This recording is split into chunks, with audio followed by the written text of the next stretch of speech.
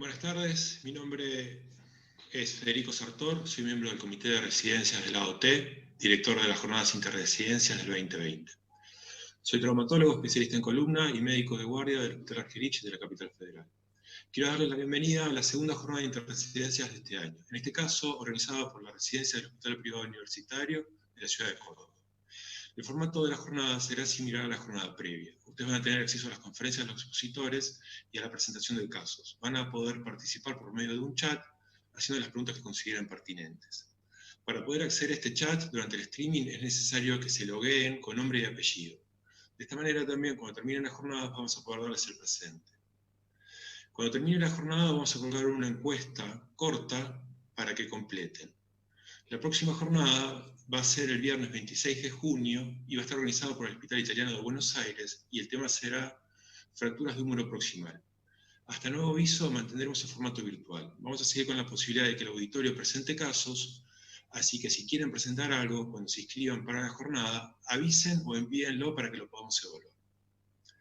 La Comisión Directiva de la AOT implementó una aplicación para poder llevar adelante la consulta online, tanto vía chat como por vía de conferencia, donde se van a poder cobrar los honorarios médicos a través de Mercado Pago.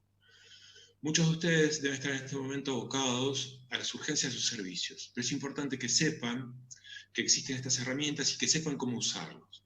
Se puede descargar desde Google Play y pronto va también a estar disponible en App Store. Van a encontrar información al respecto y tutoriales en la página web de la AOT. También quiero invitarlos a una charla que vamos a tener con la doctora Paula Pareto el viernes 5 de junio a las 6:30. Como ustedes pueden saber, Paula es residente de ortopedia del Hospital Central de San Isidro y también campeona olímpica de judo. Van a estar presentes los doctores Matías Robi, Daniel Estumbo, la doctora Paula Pareto y también voy a estar presente yo como coordinador. Para esta actividad contamos con el auspicio de Laboratorios Vago. Desde el Comité de Residencias estamos teniendo reuniones periódicas con residentes de diversos puntos del país, donde principalmente escuchamos las características en las cuales ustedes están llevando adelante su práctica durante esta pandemia. En los próximos días vamos a tener los primeros informes de estas reuniones y los vamos a publicar, tanto en la página web de la AOT como por redes sociales. Si por algún motivo quieren participar en estas reuniones y aún no lo han hecho, escriban a la casilla de correo de residencias y los vamos a tener en cuenta en el armado de las próximas invitaciones. Para cerrar y dar comienzo a la conferencia, quiero mencionar que el colega traumatólogo que nombré la jornada pasada sigue internado en cuidados intensivos y todos esperamos que su situación clínica mejore pronto.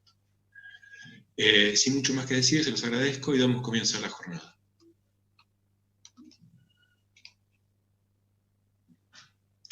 Doctor Facio. Gracias, Federico.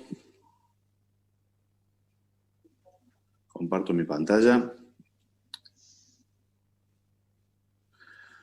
Bueno, como se presentó en el banner de las jornadas anteriores, la próxima sesión era esta y finalmente llegó.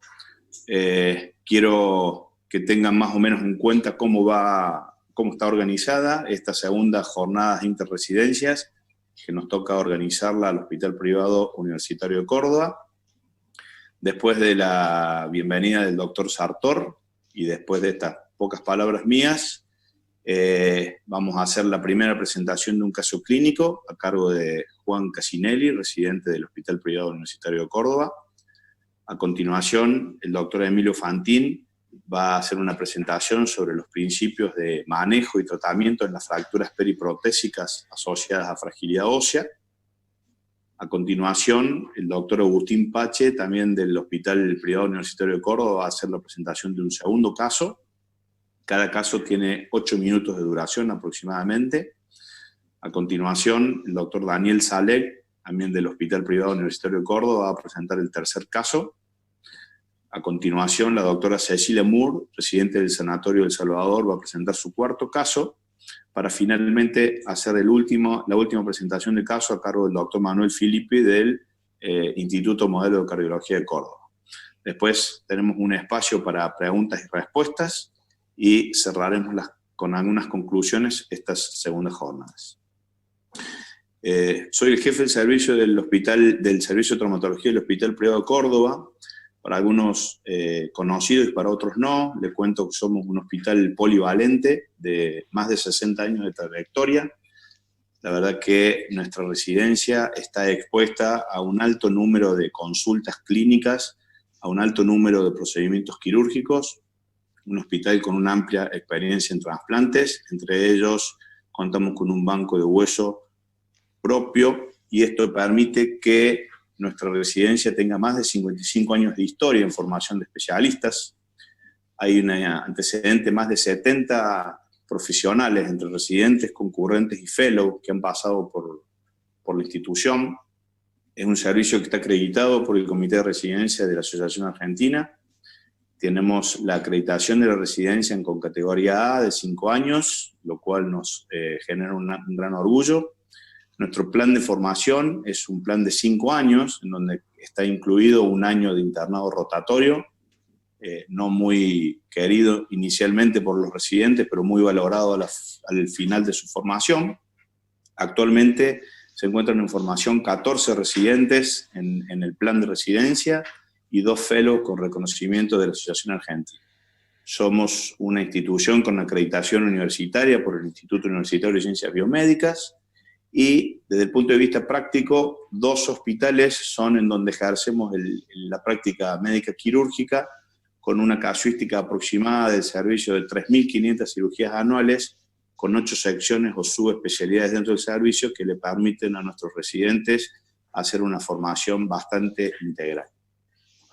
Quiero agradecer al Comité de Residencias, dirigido por el doctor Tello, especialmente a Federico Sartor y a la secretaria del comité, a Natalia, por la posibilidad de permitirnos organizar, así como también a las residencias del Instituto Modelo de Cardiología y del Sanatorio del Salvador por los aportes de los casos cuando les ofrecimos la presentación.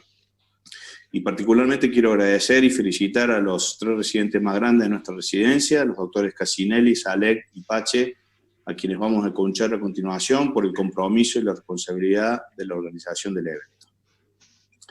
Quiero agradecerle también y presentarlo al doctor Emilio Fantín, profesor, doctor, ex jefe de servicio de nuestra institución, actualmente jefe de servicio del Instituto Modelo de Traumatología, profesor titular de la Cátedra de Ortopedia y Traumatología del Instituto Universitario de Ciencias Biomédicas y reconocido Faculty Internacional AO, con una extensísima experiencia en trauma ortopédico y sobre todo un amigo nuestro y de todos los colegas.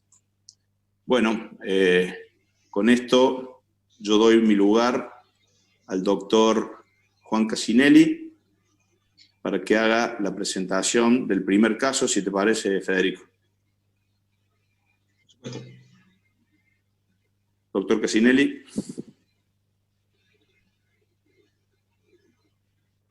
Muy bien, muchas gracias, Tato. Vamos a empezar.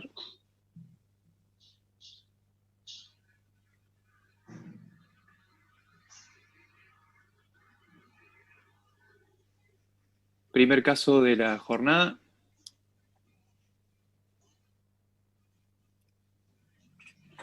Es una paciente de 92 años, mujer, independiente para actividad de la vida diaria, con unos antecedentes de hipertensión, retinitis pigmentaria y ex-tabaquista, y como antecedentes quirúrgicos ella tuvo un reemplazo parcial de cadera derecha hace 10 años en otra institución acá en Córdoba. El motivo de la consulta de la paciente es una paciente que ingresa por guardia externa derivada del interior de Córdoba por una caída de su propia altura sobre ambas rodillas, luego de un tropiezo, sin pérdida de conocimiento, sin trauma de cráneo, que al examen físico presentaba una deformidad en muslo derecho, una rotación externa y acortamiento del mismo miembro, y con un examen neurovascular normal. Acá tenemos las radiografías al ingreso en guardia.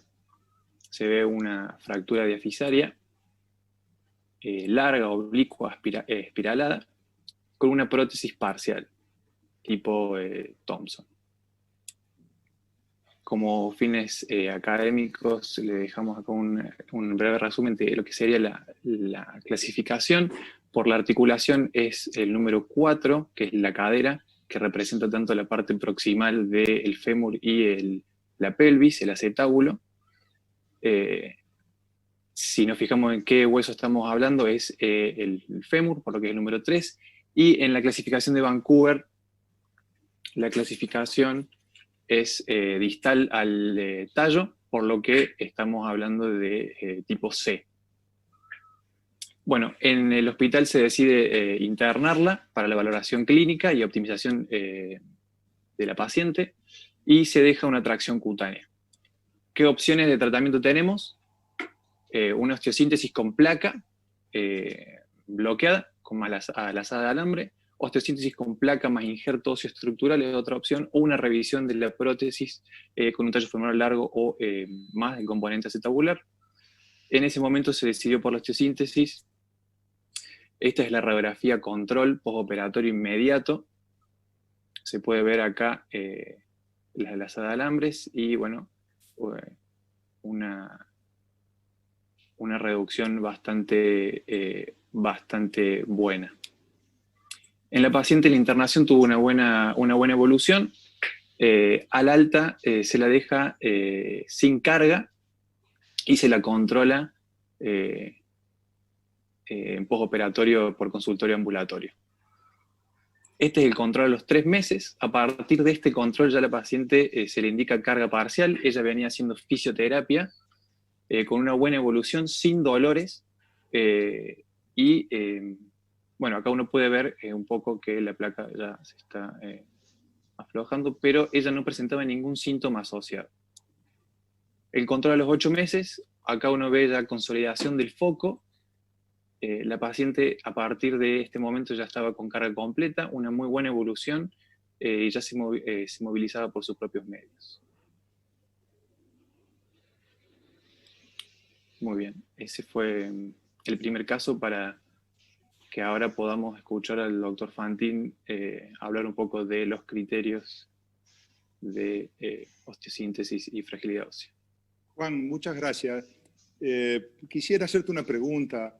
A estos tipos de pacientes que ustedes los tratan, ¿le hacen algún tratamiento para prevenir la próxima fractura? O sea, ¿con qué medicación se van de alta? ¿Con qué indicaciones? Normalmente nosotros lo tratamos en conjunto con el equipo de endocrino para optimizar justamente el tratamiento por la fragilidad ósea. Si no me equivoco, los integrantes del equipo de endocrinología le dejan con bifosfonatos. Bifosfonato. ¿Y le hacen algún tipo de control así periódico, al mes, a los 3 meses, a los 6 meses, al año? ¿O los pacientes los perdemos, como pasa generalmente con todos nuestros pacientes?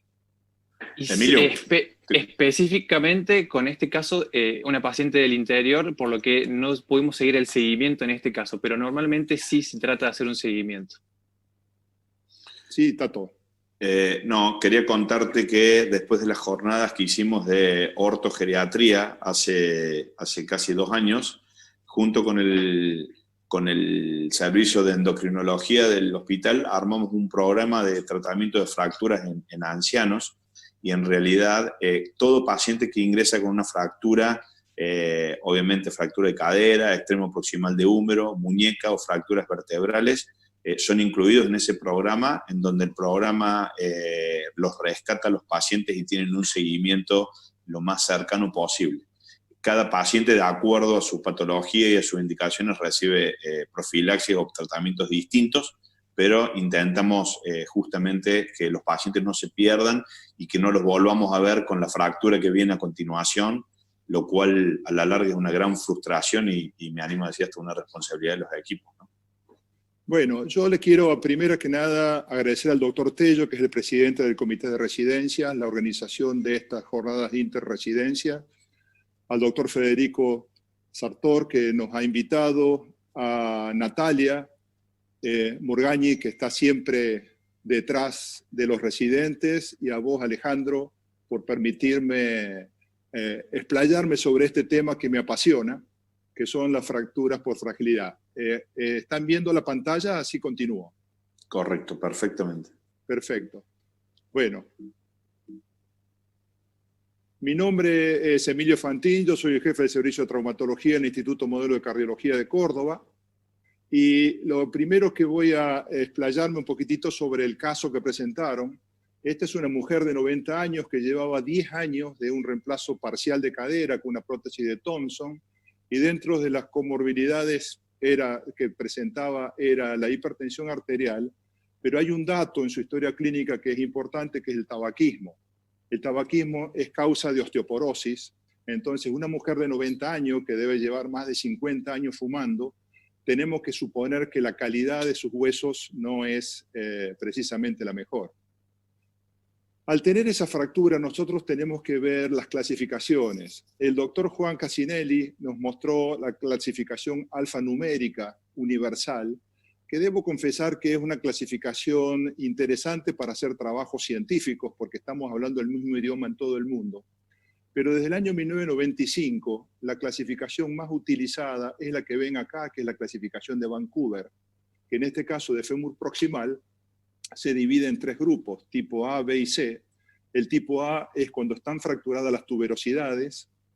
Generalmente son fracturas que evolucionan bien y no tienen resolución quirúrgica. Las tipo B son las más frecuentes. Son fracturas en donde el trazo pasa a nivel del tallo o del vástago protésico, en donde las pueden ser estables o inestables. Estables quiere decir de que la prótesis está fija, inestable quiere decir que la prótesis está floja, y la tercera es la tipo C, que son las fracturas que están por debajo del vástago. Si nos concentramos en el paciente que nos presentaron, podemos empezar a pensar qué tipo es, si es una tipo B o una tipo C. Y la resolución fue la que ustedes ven ahí. Un poco para aprender, yo creo que podemos hacer un juego, y yo les propongo un juego de los 7 errores. Juego de los 7 errores significa que yo le encontré errores en este tratamiento de osteosíntesis, no hablando la parte médica, sino hablando pura y exclusivamente de la parte traumatológica. El punto 1 es si el vástago estaba flojo o el vástago está fijo. Entonces, si nos ponemos a mirar detenidamente, es un vástago flojo, entonces está bien, es una mujer de 90 años, se entiende el tratamiento que eligieron, pero si vamos a una mujer con menor edad y más posibilidad de sobrevida, sería importante cambiar esa prótesis. El punto 2 es reducción insuficiente. Es una fractura de trazo simple, larga, y vemos que a nivel de donde está la punta del vástago no estaba bien reducida. ¿Qué errores más le puedo encontrar? La placa está colocada en una posición anterior, cuando en realidad sabemos que la banda de tensión de la diáfisis femoral es la cara lateral. El cuarto error son los tornillos, que son monocorticales. Si ustedes ven, hay una gran cantidad de tornillos colocados y más del 50% son tornillos que toman solamente una cortical, no van a las 2 corticales. El quinto error que encuentro, la placa no está contorneada. O sea, tanto en el extremo proximal de la placa como en el extremo distal no tiene contacto con el hueso. Y anteúltimo sería la densidad de los tornillos. En huesos osteoporóticos, ya vamos a ver en el concepto de los principios, hay que tratar de no llenar todos los huecos, porque si no se hace un montaje muy rígido y eso nos lleva a complicaciones. Y por último, mezcla de sistemas. O sea, hay tornillos bloqueados, hay tornillos convencionales, hay lazadas de alambre. Entonces, todo esto nos hace pensar de que podemos tener alguna complicación con esta paciente. Entonces, la pregunta que yo me hacía después de haber hecho este análisis de esta fractura es cómo yo les enseño a ustedes, residentes, cómo deberíamos tratar una fractura similar. Entonces, si nosotros vemos, este es un caso de una edad similar, una mujer de 90 años, que había tenido una artroplastia cefálica, en este caso era una bipolar, 6 años antes, sufre una caída a su domicilio, esta mujer no tenía comorbilidades. Entonces, me queda siempre la misma pregunta. ¿Esto es una fractura que está a nivel del vástago femoral o es por debajo? Entonces, ¿es una fractura B o C?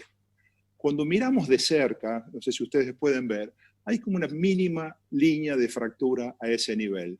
Entonces, la única forma de saber si es B o C, porque tendríamos que hacer algo para ver cómo está ese vástago, si se va a aflojar o no, entonces se le solicita una tomografía computada, en este caso con una reconstrucción 3D. Ustedes ven donde están las flechas, esa fractura que creíamos que era tipo C, en realidad es una tipo B. Y una tipo B con un vástago fijo. Entonces, el riesgo es que este vástago en esta mujer de 90 años se afloje. Entonces, ¿cómo la planificamos la cirugía? No solamente tenemos que curar la fractura, sino que tenemos que salvar la prótesis. Entonces, en el primer paso, lo que se aconseja es un sistema de reducción directa y un sistema de estabilidad absoluta. Las lazadas de alambre o los cables son sistemas de estabilidad absoluta que van a permitir que los huesos consoliden sin formación de callo, pero nos va a salvar esta prótesis. El segundo paso es, con diferentes mecanismos, tenemos que reducir la fractura. Las fracturas normalmente de los huesos largos, vamos a ver que son con minutas a nivel de las metáfisis, pero son fracturas de trazo simple a nivel de las diáfisis. Entonces, las fracturas de trazo simple a nivel de las diáfisis las tenemos que reducir lo mejor que podamos para que haya mayor contacto.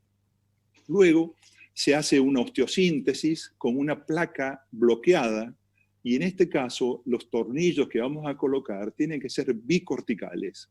Y a su vez dejar un brazo de un área de trabajo muy larga, que ya los vamos a explicar qué es esa denominación, área de trabajo, para que esta fractura consolide y podemos ver a 6 meses de evolución esta fractura como evolucionó y a 12 meses de evolución.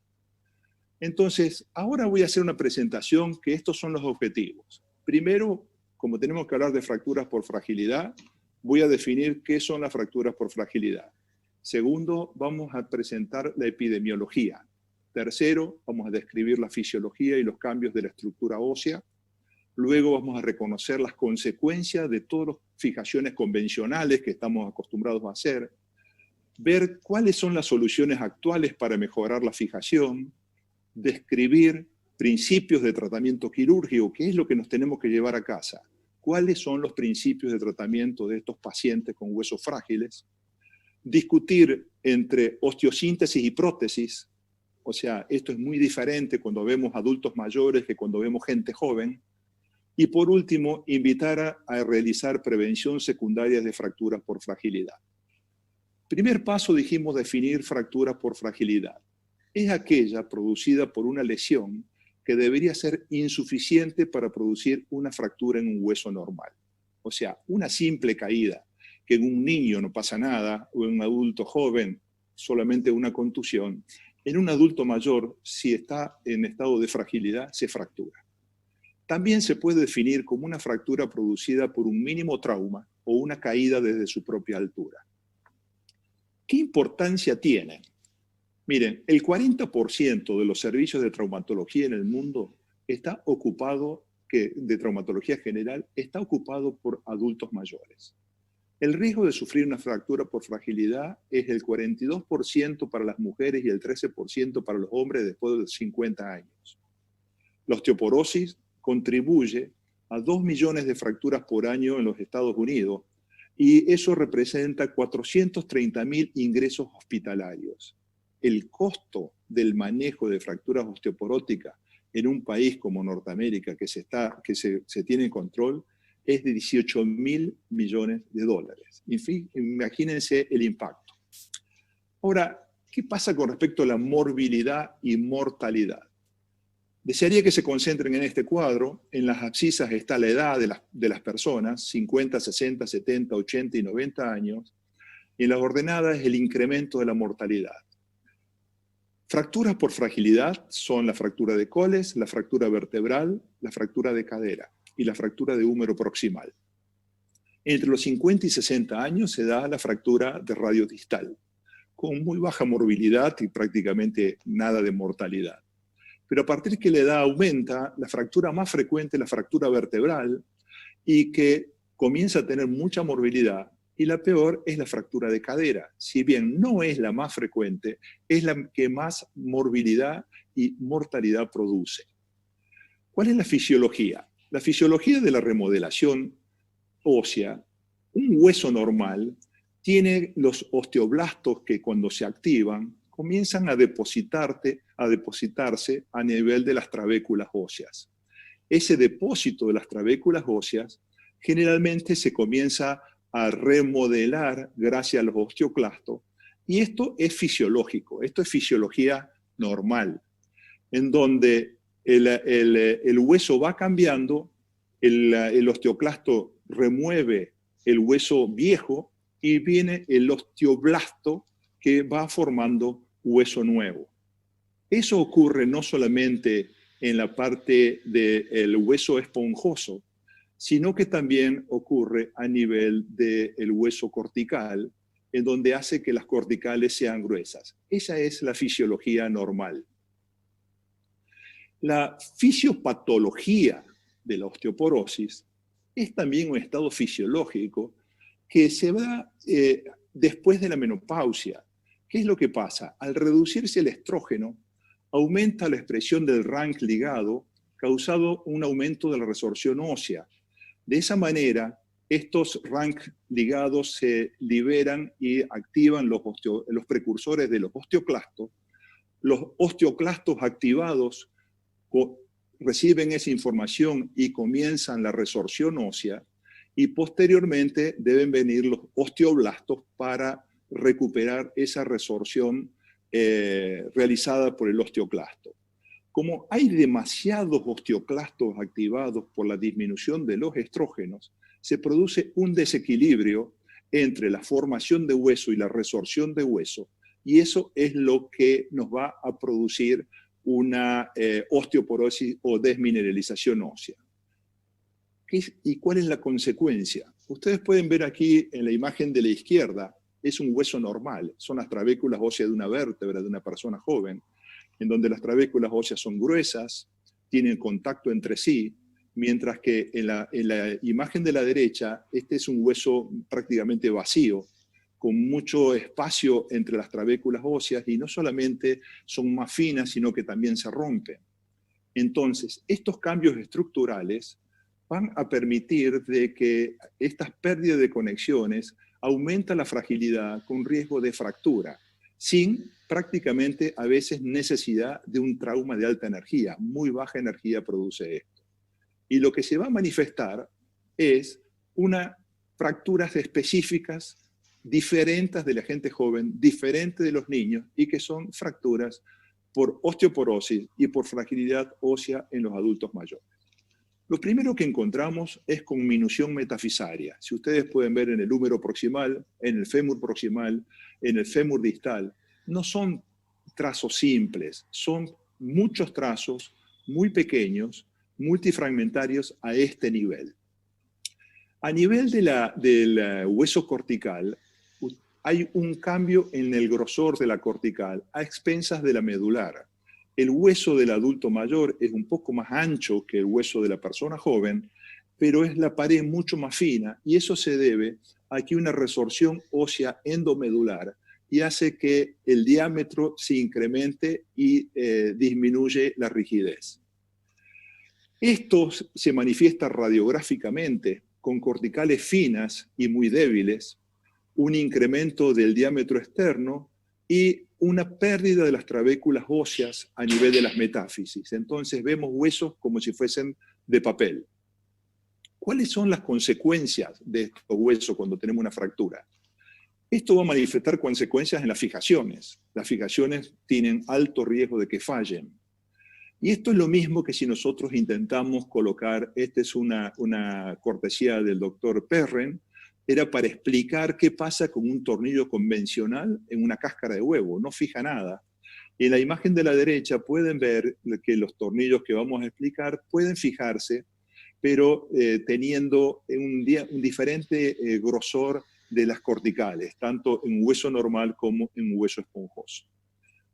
Otra consecuencia de las fijaciones convencionales es una falla, o sea, salida de los tornillos, hay una pérdida de reducción, esto va a evolucionar una pseudoartrosis y una mala unión, y una de las complicaciones más comunes de estos pacientes es el colapso en varo. El colapso en varo lo podemos ver en el húmero proximal, en el fémur proximal y en el fémur distal. Entonces tenemos que ir pensando que nuestras reducciones tienen que ser en valgo para evitar esto. Y otro tema es la cortical interna, los cálcar, tanto en el fémur como en el húmero, tienen que tener contacto entre sí para evitar este colapso.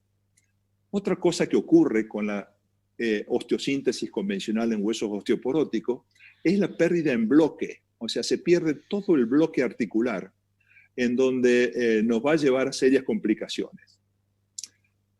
Lo que vemos en placas convencionales es una salida de tornillos, que también hay técnicas para poder evitarlos. ¿Y esto qué ocurre? Que normalmente el hueso osteoporótico tiene un problema metabólico, que es una curación ósea muy lenta. Como el tiempo de unión es más lento, hay riesgo de que los implantes se fatiguen, se salgan, fallen o se rompen. Entonces, si nosotros han visto esto alguna vez, o sea, una fractura subtrocantérica, que se termina rompiendo el material a nivel de la zona más débil, un clavo intramedular, como son estos tipos de clavos cefalomedulares, también se terminan rompiendo, porque el tiempo del metabolismo y el tiempo de unión de la fractura en el hueso osteoporótico es mayor. El quinto punto es, bueno, ya sabemos cuál es el problema. ¿Qué soluciones tenemos para mejorar la fijación? Lo primero es que desde la década del 90, principios del 2000, tenemos las placas bloqueadas de estabilidad angular. ¿En qué consiste? Estas placas, en vez de tener que hacer compresión de la placa con la cortical del hueso, la unión se hace en la interfase del bulón o de la cabeza del tornillo con la placa. Entonces las fuerzas pasan desde los huesos a los tornillos, a la placa y del otro lado, y esto produce una estabilidad angular que minimiza el desplazamiento de los tornillos bajo la carga. ¿Tiene problemas esto? Sí, también trae problemas, porque podemos crear montajes muy rígidos, un poco como en el caso presentado, los montajes son demasiado rígidos. Entonces les voy a mostrar un problema de montaje rígido. Esta es una fractura periprotésica, una fractura tipo C, a nivel de por debajo del vástago. Se le colocó una placa bloqueada. En esa época se usaban placas condilias invertidas, en donde la parte proximal se le podían poner más tornillos que en la parte distal. Y estos tornillos que fueron colocados, se llenó, todos los orificios los llenaron de tornillos. ¿Qué es lo que va a pasar acá? La evolución de esto es que el paciente se lo manda a caminar, cuando empieza a someter carga, hay una sola de aumento de concentración de fuerzas, y ese aumento de concentración de fuerza termina rompiéndose la placa. Entonces, estas placas bloqueadas pueden producir montajes muy rígidos, y la rigidez termina en fractura. Entonces, ¿cuál creen ustedes que sería la solución para esto? La solución que se le brindó a este paciente es, ya se las voy a mostrar, y es explicarle nada más por qué ocurrió. Y esto ocurrió porque esta gran rigidez del montaje se produce un aumento de estrés a nivel de la placa, a nivel que ustedes ven, y se termina rompiendo. Y esto es lo que se llama falla de material. Yo digo, no es falla de material ni falla de implante, es falla del cirujano de cómo realizó el montaje. Entonces, este es nuestro problema, y la solución fue sacar la placa rota, colocar una placa igual que la anterior, dejando una gran área entre el tornillo más proximal a la fractura y el tornillo más cercano a la fractura en la parte proximal y el tornillo más cercano a la fractura en la parte distal. Y esto es lo que se denomina área de trabajo. Entonces, en nuestros huesos osteoporóticos tenemos que hacer montajes largos, y que tengan y que funcionen con una gran área de trabajo para poder distribuir las fuerzas del mismo. Con respecto a la distribución de los tornillos, nosotros si ponemos tornillos muy cercanos a la fractura, esto es como cuando éramos chicos y jugábamos con el esternón del pollo, en donde poníamos los dedos cerquita y lo rompíamos.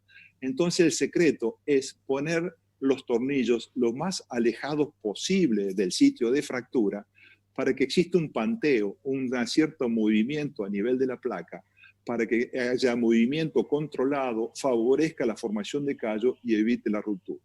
En resumen, la carga sobre una distancia de trabajo tiene que ser lo más larga posible para de esa manera distribuir el estrés y haya menos deformidad. Esto lo vemos no solamente en fracturas periprotésicas, esto lo vemos en fracturas diafisarias. Fíjense, un clavo intramedular es un sistema de estabilidad relativa en donde la distancia de trabajo es larga. La distancia de trabajo es la que va desde el tornillo de bloqueo proximal hasta el primer tornillo de bloqueo distal. Y lo mismo podemos hacer con placas. Si nosotros conocemos estos principios, nosotros podemos obtener la misma función de estabilidad relativa con áreas de trabajo largas, como lo podemos ver ahí. Este tipo de placa se denomina placa puente. ¿Qué hay sobre las láminas en el tipo de fractura de fémur distal o en el tipo de fractura de fémur proximal? Los tornillos de HS tienen tornillos y los clavos de última generación tienen lámina espiral. ¿Y eso qué tiene que ver con la osteoporosis? Miren, cuando utilizamos un tornillo como el del sistema de tornillo deslizante, el área de perforado que tenemos que realizar come aproximadamente 82-81 milímetros cuadrados, mientras que si utilizamos estas láminas espirales de última generación, el área comprometida es apenas de una tercera parte, menos de la tercera parte, del 26 milímetros cuadrados, y el hueso, como esto no se perfora, sino que se impacta, aumenta la impactación periférica a la lámina espiral. ¿Hay técnicas para aumentar la resistencia del hueso? Sí, esto se denomina aumentación o aumento de la capacidad del hueso para retener implantes. Esto se utiliza cemento que se introduce en las trabéculas óseas. Esto va a incrementar la densidad del material, mejora la presa del tornillo e incrementa la resistencia si fallan los tornillos. Esto ya fue estudiado. Si ustedes pueden ver en el sistema cementado, que es el color verde, se necesitan mucho más ciclos para que falle esta experimentación que con respecto a un tornillo, que son las líneas azules, que con menos ciclos, ya con 2000 ciclos de movimiento empiezan a fallar, mientras que si usamos cementado necesitan 3500 ciclos. Entonces vamos a ver un caso clínico. Esta es una fractura inestable de fémur proximal, fractura lateral, en donde por ser inestable está indicado un clavo intramedular, y tenemos estos sistemas en donde los tornillos, las láminas cervicales están perforadas y se puede colocar cemento a través de la misma. Esta es la técnica, ustedes pueden ver de arriba a abajo, de izquierda a derecha, la técnica quirúrgica, cómo se hace el ingreso por el trocante, porque estos tipos de clavos de última generación son trocantéricos. Y cuando llegamos a nivel de la colocación del tornillo cervical, se hace una inyección de medio de contraste para ver que no haya fractura de la cabeza. Si el medio de contraste pasa a la articulación, está contraindicado colocar cemento. Y una vez que tenemos eso, se puede colocar el cemento en los diferentes cuadrantes para obtener una mayor densidad ósea a nivel de la cabeza. Esto es una de las técnicas que se puede utilizar, que se denomina aumentación para los huesos osteoporóticos. El punto 6, y en esto sí desearía que los residentes tomen conciencia, así como los principios de tratamiento de fracturas de la AO son 4, que es reducción anatómico-funcional, estabilidad absoluta o relativa, tener métodos biológicos y una movilización temprana. tenemos que tener principios de tratamiento quirúrgico para los huesos frágiles de los adultos mayores. El primer principio es el tiempo para la cirugía. El paciente médicamente estable debe ser operado dentro de las primeras 24 a 48 horas. Es una urgencia, no es una emergencia. ¿Por qué? Porque el riesgo de mortalidad en una fractura de cadera es prácticamente 9% a los 30 días. Y si nosotros retrasamos el acto quirúrgico más de 48 horas, se incrementa la causa de mortalidad de cualquier causa en un 41% a los 30 días y 32% al año, que sería el número final. Pero digamos, el riesgo de que se aumente la mortalidad es importante luego de las 48 horas. Tal es así que en los servicios de ortopedia del adulto mayor se está recomendando, se va a bajar este tiempo de 48 horas a 24 horas. Vamos a hacer un ejercicio entre todos. Nos llegan a emergencia 2 fracturas parecidas, son 2 pacientes adultos mayores, son 2 fracturas del fémur, la región distal, el caso 3 y el caso 4. El caso 3 fue tratado de esa manera, y el caso 4, donde está el número 2, fue tratado de esa manera. La pregunta que hacemos siempre es, ¿cuál va a fallar y por qué? Vamos a analizar cuál va a fallar y por qué.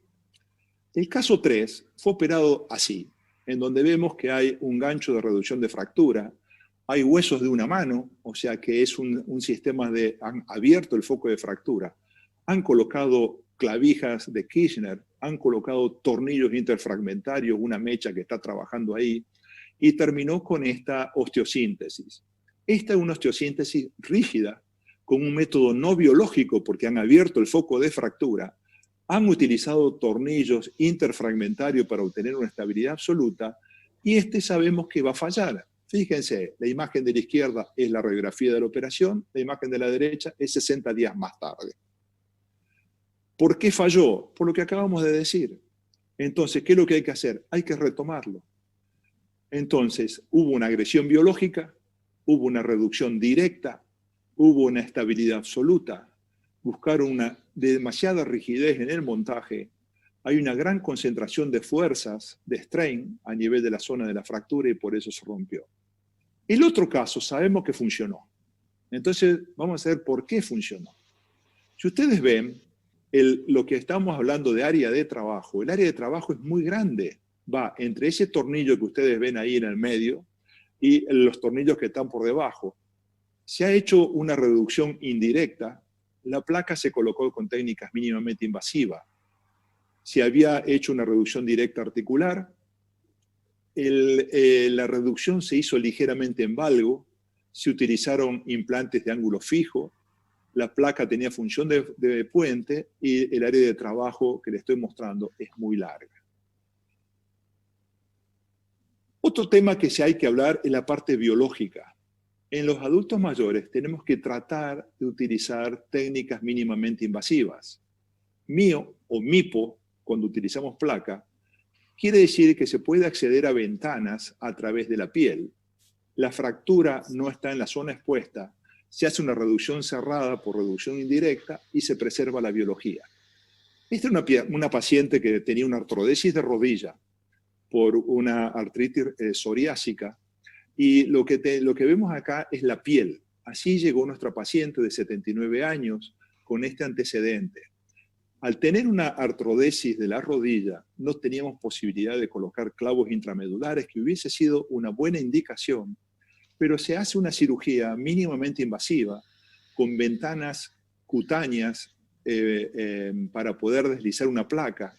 Y como la piel era muy finita, ni bien consolidó la fractura, tuvimos que retirar la placa, pero ustedes pueden ver a 8 meses cómo la fractura hace callo óseo. Entonces, si a los huesos los tratamos biológicamente, los tratamos bien y preservamos la biología de las partes blandas, estas fracturas consolidan. Entonces, uno de los principios que hay que reconocer son las técnicas mínimamente invasivas.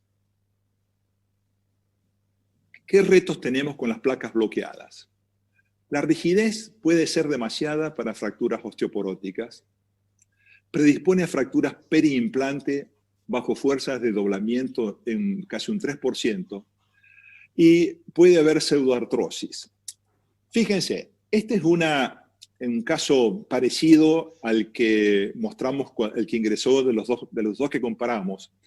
En este caso 6 es una fractura tipo C, una fractura periprotésica, en donde se hizo osteosíntesis rígida, de estabilidad absoluta, porque esos tornillos que ven sueltos ahí eran para mantener esos fragmentos interfragmentarios. Y esto es lo que sucedió. O sea, cuando vemos este tipo de montaje y lo mandamos a caminar, sabemos que puede fallar. Entonces, ¿qué es lo que tenemos que hacer? Tenemos que evitar complicaciones como utilizar implantes de estabilidad angular, tornillos bicorticales, áreas de trabajo largas, tratar de lograr estabilidad relativa, utilizar placa con función de puente, en el caso de fracturas que se puedan utilizar, usar clavos intramedulares, y en lo posible que no utilizar solamente tornillos bloqueados, porque son muy rígidos, sino se dice montajes híbridos, lo que quiere decir que se pueden poner tornillos bloqueados y tornillos convencionales. ¿Por qué tienen que ser bicorticales? Si ustedes ven las imágenes de arriba, de este diagrama son huesos de una cortical gruesa. Las dos imágenes de abajo son de corticales finas. Así como hay área de trabajo a nivel de las placas, hay área de trabajo a nivel del tornillo. Entonces, los dos tornillos de la izquierda son monocorticales. El área de trabajo va desde la placa hasta donde termina la parte de la cortical que toma ese bulón o ese tornillo. Entonces, fíjense, en el hueso osteoporótico es muy pequeño. Si nosotros a estos huesos lo trasladamos y le damos que sean bicorticales, esa área de trabajo es mucho mayor. Por eso recomendamos en huesos osteoporóticos utilizar bulones y tornillos bicorticales para que no pase como esta imagen de colección que ven a la izquierda cuando se utilizaban estas placas monocorticales, en donde a las 48, 72 horas se salía. El caso 7 es un hombre de 79 años que tenemos una fractura por fragilidad en la región del fémur distal. Y ustedes me dicen, bueno, ¿y qué pasó acá? Bueno, en este caso se respetaron los principios que estamos hablando, o sea, se ha hecho una reducción indirecta, se colocó una placa puente a nivel de la fractura. Ahí podemos ver el área de trabajo, que es la parte que va entre los dos tornillos cercanos a la fractura. Y otro concepto que quiero que sepan, que es el brazo de palanca. Brazo de palanca es la distancia que hay entre los tornillos de un mismo lado. Entonces, en el fémur distal es imposible que tengamos un brazo de palanca largo, pero en el fémur proximal sí. Ese brazo de palanca va a permitir que no se extruyan los tornillos. Entonces no hace falta poner todos los tornillos. Con una densidad baja de tornillos cumple la misma función. Entonces, si ustedes ven en este montaje, la densidad es menos del 50%. Quiere decir, 50% sería un tornillo, un orificio, un tornillo, un orificio sin utilizar. En este caso sería casi una densidad de menos del 30%. Pero digamos, eso es lo que se propone en los huesos osteoporóticos. Entonces, aquí podemos ver cómo la fractura termina consolidando. El caso 8 es una mujer de 70 años que tuvo una caída sobre su lado derecho con dolor y deformidad en el muslo. Y esta sí es una fractura periprotésica. Había tenido un reemplazo de rodilla antes. Y ustedes pueden ver que, si bien en un trazo simple, hoy posiblemente haríamos una reducción más anatómica, una placa de función puente con un área de trabajo larga hace que consolide. La placa fue bloqueada, fue retirada, y ustedes pueden ver la calidad del hueso a pesar de los años y la osteoporosis de esta paciente. Algunas palabras acerca de clavos intramedulares en fracturas por fragilidad. Es una muy buena opción si se puede utilizar. Pero como estamos en fracturas periprotésicas, no siempre podemos utilizar clavos porque está lleno el canal medular con metal o con cemento. Son dispositivos que comparten carga, preservan tejidos, son mínimamente invasivos y se pueden bloquear. Fíjense, esta es una fractura de ángulo invertido, una fractura inestable del fémur proximal. Cuando la reducimos, la tratamos con un clavo intramedular, que sabemos que va a evolucionar bien. En esto no tenemos problema. Pero fíjense esta otra fractura. Esta fractura es un hombre de 86 años que ha tenido una caída de una escalera, pero él había tenido previamente una fractura de acetábulo y un reemplazo total de cadera, que había estado infectado. Entonces, sabemos que los clavos son buenos, pero no nos animamos a ir por arriba por su infección previa a nivel de la cadera. Entonces se le decidió hacer un clavo intramedular, en este caso retrógrado. Entonces, un clavo retrógrado en los adultos mayores tiene una buena función para la biología del hueso. Se entró afuera de la zona de infección y nosotros podemos ver que esta estabilidad relativa, o sea, en donde el movimiento está controlado, favorece a la formación de clavo. Punto 7 a discutir: osteosíntesis versus prótesis. Esta es una discusión de todos los servicios, porque hay momentos en la vida de las personas que la misma fractura la podemos tratar de diferentes maneras. El concepto es que la prótesis de reemplazo articular restauran mucho más rápido la función y reducen las cirugías de revisión. Ambos son argumentos atractivos en favor de una sustitución articular inmediata. En fracturas por fragilidad, tenemos que saber que tenemos que tener protocolos para tomar decisiones si tenemos que hacer osteosíntesis o si tenemos que hacer prótesis. Cada servicio debe tener su protocolo propio. Yo les voy a mostrar un poco cuáles son las guías, por ejemplo, para fracturas mediales en nuestro servicio. Lo que nosotros tenemos que saber es si la fractura está desplazada y no desplazada. Si la fractura está no desplazada y son personas jóvenes, hacemos osteosíntesis. Si la fractura empieza a tener desplazamiento y son adultos mayores a la misma fractura, preferimos hacer prótesis, prótesis total, prótesis bipolar o prótesis parciales. ¿Por qué hacemos esto? Porque esto nos va a permitir el último principio, que es la movilización inmediata, movilización temprana. Y por otro lado, evitamos esta complicación, que si bien no es muy frecuente, sería muy grave, porque el objetivo es hacer cirugía de un solo tiro, hacer cirugía de una sola vez. Un buen cazador mata a su presa de un solo tiro o de una sola flecha.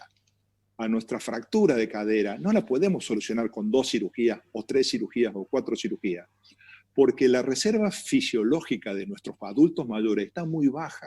A veces no está en condiciones de aceptar tanta cirugía. Por lo tanto, la mentalidad y la planificación y los protocolos en los adultos mayores son diferentes que en las personas jóvenes. Y esto nos va a permitir la movilización precoz postoperatoria, que es uno de los principios muy importantes en este grupo etario. Entonces, en resumen, los principios del tratamiento son cirugía de un solo disparo dentro de las primeras horas, 48 horas. Hay que hacer una reducción funcional en forma indirecta, evitar abrir los focos fracturarios en este tipo de fracturas periprotésicas, buscar estabilidad relativa, hacer técnicas mínimamente invasivas, implante de estabilidad angular, proteger todo el hueso, o sea, usar implantes largos, no tengan vergüenza, porque el hueso se puede fracturar de vuelta, hacer reemplazos articulares cuando se pueda y una movilización temprana. Por último, dijimos prevención secundaria. ¿Qué es prevención secundaria? Nosotros nunca podemos tratar todos los pacientes en riesgo de una fractura, pero sí estamos obligados a tratar los que ya tienen una fractura. Fíjense lo que es la pérdida de oportunidad en pacientes hospitalizados en una fractura de cadera. Vamos de derecha a izquierda. El 74% de los pacientes que tienen una fractura de cadera se van con profilaxis de trombosis venosa profunda y el 84% tiene antibiótico profilaxis. Pero fíjense, calcio y vitamina D, antirresortivos, calcio, vitamina D y antirresortivos, menos del 10%, entre el 2 y el 7%. O sea, prácticamente los traumatólogos no hacemos prevención de fracturas, prevención secundaria de fracturas. Y ustedes vieron que el paciente se empieza a fracturar a los 60 años y se fractura a los 70 y se fractura a los 80 y los huesos cada vez son más frágiles. ¿En qué consiste la prevención secundaria? Uno, tenemos que hacer densitometrías, tenemos que por lo menos saber cuál es el punto de partida, no en el momento de la internación, pero sí en el primer control, pedirle ya una densitometría para ver cuál es la calidad del hueso. Segundo, revisar factores de riesgo. Tercero, hacer una evaluación de caídas. Los residentes, los fisiatras, los fisioterapeutas deberíamos tener un consultorio de caídas para prevenirla. Y por último, el tratamiento de la osteoporosis. Factores de riesgo. En la paciente que nos presentaron dijimos que era el tabaquismo, pero también el consumo de alcohol, el hipertiroidismo, el hiperparatiroidismo, los corticoides, son todos factores de riesgo. Vitamina D. La necesidad de vitamina D es de 800 a 1000 unidades por día. Si nosotros, el paciente tiene muy baja la vitamina D, hay que dar 1000 a 1200, pero si hay un déficit hay que aumentar, hay que triplicar la dosis. El objetivo es que nuestros pacientes tengan por lo menos 40 nanogramos por mililitro de vitamina D en los análisis. Calcio.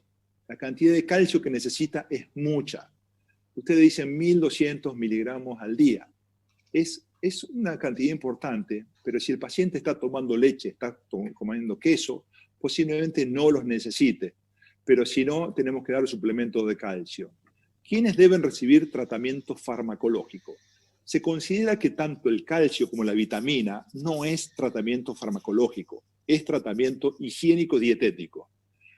Tratamiento farmacológico es aquello que vamos a utilizar medicamentos anti-osteoporosis. Todo paciente con una presencia de una fractura por fragilidad, independiente de la densitometría, necesita tener tratamiento farmacológico. O cuando el T-score de la densitometría es menos de 2,25, o cuando se hace el FRAX y dicen que el paciente tiene osteoporosis. Por lo tanto, todos nuestros pacientes que tratamos por una fractura, como las que estuvimos hablando, fracturas periprotésicas que son por debilidad, necesitan tratamiento médico. ¿Cuál es el mejor medicamento para prevención secundaria? La primera línea deben ser medicamentos que prevengan un amplio espectro de fracturas y los más conocidos son el alendronato, risedronato y el ácido zoledrónico.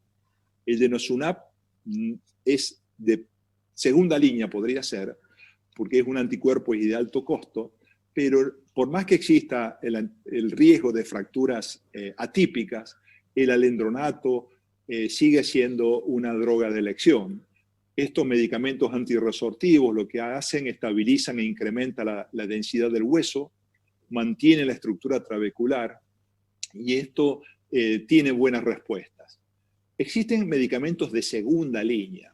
¿Qué son de segunda línea? Es cuando hay complicaciones con los alendronatos o fracturas que no pegan o pseudoartrosis porque el paciente recibió bifosfonato durante mucho tiempo y esta es la hormona paratiroidea. Estos medicamentos lo que hacen, estimulan los factores osteogénicos, a las células mesenquimales las convierten en prosteoblastos, los osteoblastos se activan y hacen formación de hueso. Este tipo de medicamento no es para nosotros. Este sí es para un endocrinólogo porque los pacientes suelen tener trastornos del metabolismo del calcio. Entonces, en guarden por favor esta imagen, esta foto que la tienen que tener, que son los agentes farmacológicos y prevención de fracturas. Habíamos hablado que las fracturas más frecuentes son las de la vértebra, las de cadera y de huesos periféricos, como puede ser el radio distal. Estas son las drogas que tenemos. Uno es el alendronato, que se puede dar por vía oral en forma diaria 10 miligramos, en forma semanal 70 miligramos. Es el medicamento que más se utiliza y vemos que sobre la vértebra, sobre la cadera y sobre la muñeca y sobre el húmero proximal no tiene tanto efecto. O sea, tiene un efecto positivo, pero no es el mejor.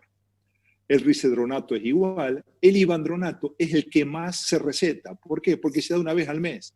Pero el ivandronato que están recibiendo nuestras madres, nuestras esposas, nuestras abuelas, actúan bien sobre la vértebra, pero no actúan en la cadera, no actúan en los huesos periféricos. Por lo tanto, posiblemente tengamos que dejar de dar ivandronatos y empezar y volver a los alendronatos. El ácido zoledrónico es muy bueno, tiene el beneficio de no tener los efectos colaterales de los bifosfonatos desde el punto de vista digestivo, porque se hace endovenoso, y actúa a tanto a nivel de la vértebra, la cadera y la parte periférica.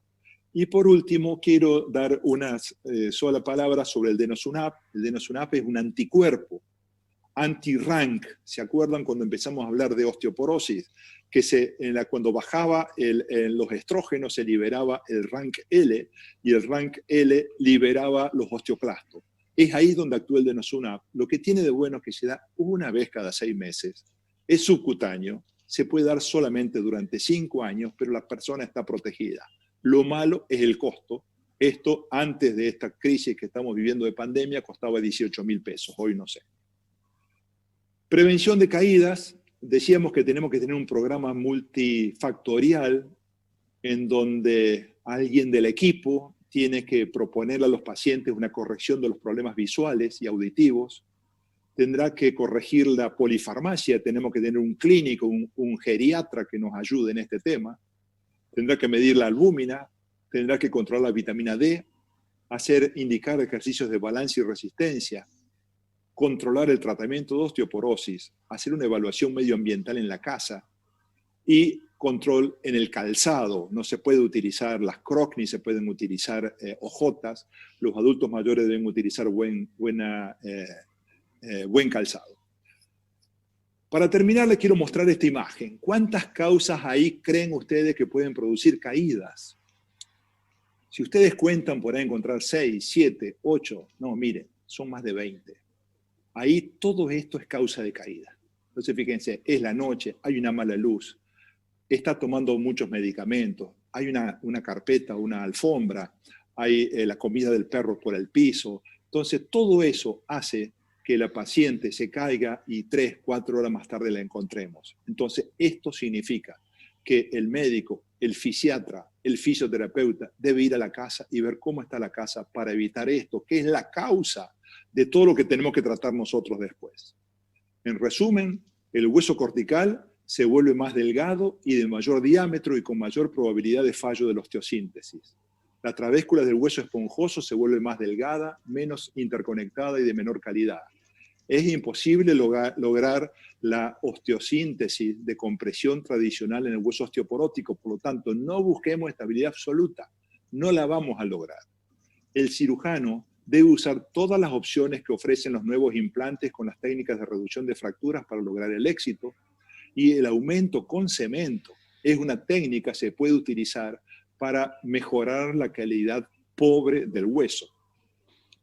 Hay evidencia suficiente para recomendar el tratamiento de osteoporosis como algo eficiente, como algo seguro, como costo efectivo en los pacientes ancianos.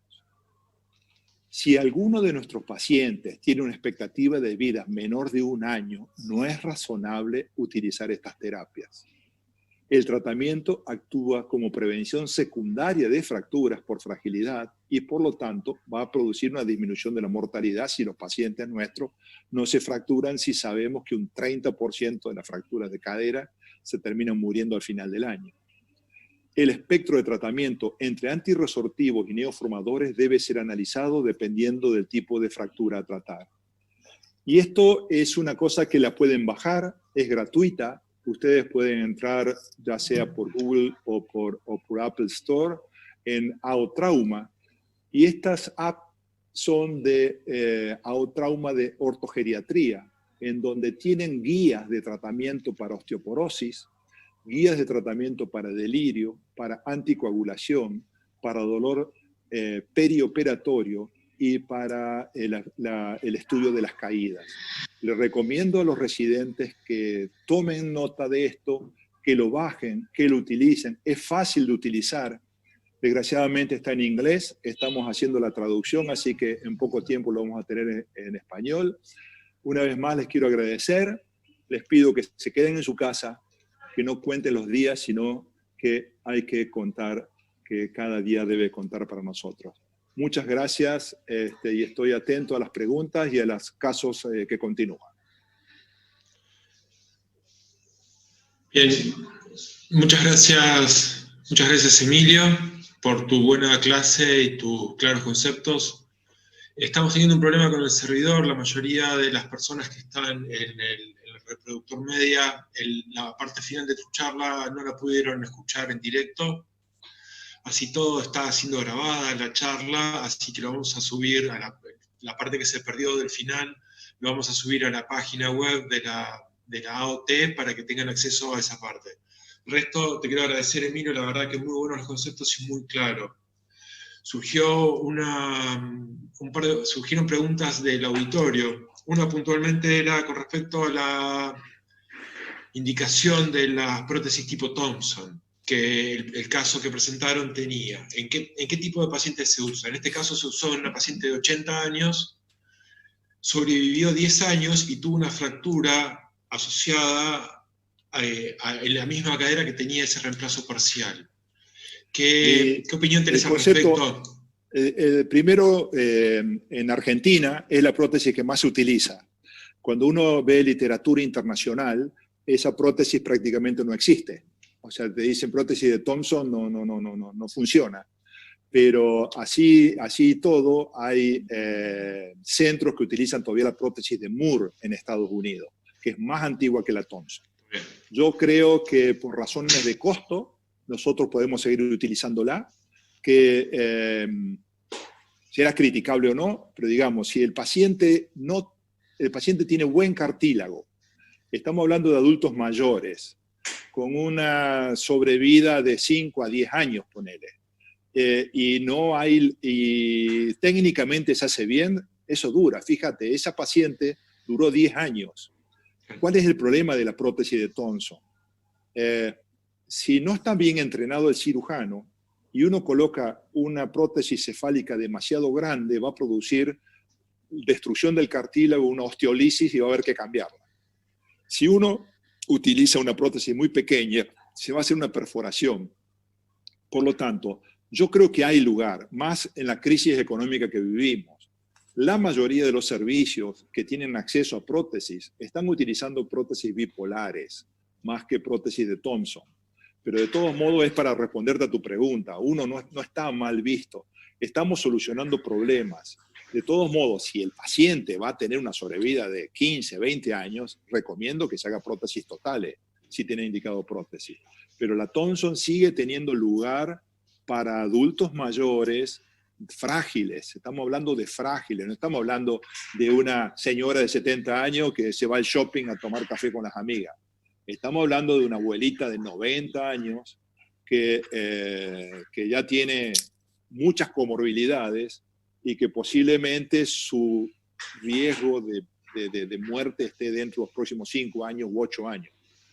Todos hemos cometido errores y hemos tenido que revisar prótesis de Thompson. Pero de todos modos quiero ponerme los pies en nuestro país, en la Argentina, en la realidad de PAMI, en la realidad de los médicos. Y hay un médico de Córdoba que se llama Elvio Hernández, que en la Asociación Argentina de Ortopedia y Traumatología, en el Congreso Nacional de no sé qué año, pero hace 8 o 10 años, hizo un estudio sobre prótesis y averiguó en todas las ortopedias y nadie la usa, pero es la que más se vende.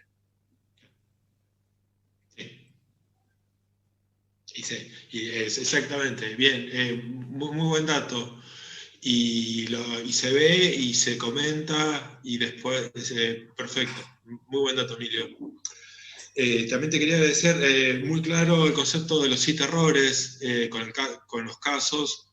La verdad que muchas veces todos cometemos errores y poder presentarlos y discutirlos aporta mucho. Así que para las próximas jornadas, los que quieran presentar casos, que nos avisen, que los vamos a evaluar y lo vamos a tener en cuenta.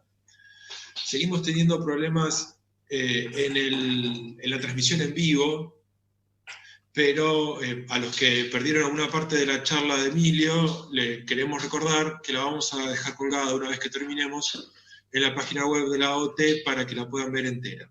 Así que seguimos adelante, el concepto que se hayan perdido van a tener tiempo para refrescarlo y van a tener la charla de Emilio para volver a verlo, la parte que hayan perdido. Federico. Sí. Sí, justamente, bueno, rescatando algo que referías vos y que decía Emilio, la grandeza un poco de elegir los casos a los que uno le va mal, ¿no? Es decir, mostrar los casos que fueron bien resueltos, con buena técnica, probablemente siguen la línea de la bibliografía y de lo que mostró Emilio. Lo interesante es mostrar lo que nos salió mal y lo que hicimos mal para poder, bueno, que Emilio realmente le saque el jugo absolutamente de eso. Yo rescato lo siguiente, y hablaba un poco con los residentes antes de este streaming, y le decía hoy a la tarde, le decía a Juan, gracias Juan por el caso que presentaste, porque si todo sale bien, no nos queda enseñanza. El ser humano aprende de los errores, uno no aprende de las cosas que salen bien. O sea, si nosotros nos acordamos los errores que cometimos de niño y cuando nos corrigieron, ahí aprendimos. Por lo tanto, posiblemente no tenemos, así como hay algunas reuniones que hacen cuál es mi peor caso, en esa de cuál es mi peor caso posiblemente es el mayor aprendizaje que uno tiene. Así que muchas gracias, Juan, por traer ese caso. Bien, por lo que me avisan ya está normalizada la transmisión, así que continuamos con el siguiente caso. Bueno, ahora les damos lugar entonces al segundo caso que lo presenta Agustín Pase, también residente del hospital privado. Agustín.